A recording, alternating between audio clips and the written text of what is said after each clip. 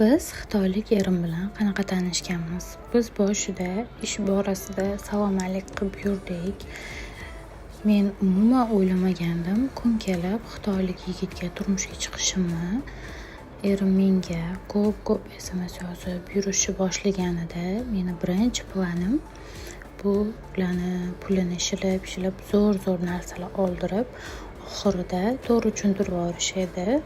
Erim doim meni xursand qilishni xohlardi, doim nimadirlar olib berardi, yonida chiroyli bo'lib, xursand bo'lib yurishimni xohlardi. Men bilan ko'p vaqt o'tkazishi, nimalarni yoqtirib, nimalarni yoqtirmasligimni bilishni xohlardi. Eng qiziqadigani xarakterim qanaqaligini bilishni xohlardi. Boshida umuman xarakterimni qanaqaligini ko'rsatmaganman. Vaqt o'tishi bilan men ham erimni yaxshi ko'rib qolganman. Nimaga? Chunki menga berilgan e'tibor, ishonch, eng muhimi mehr borligi uchun men erimni yaxshi ko'rib qolganman. Boricha qabul qilganman.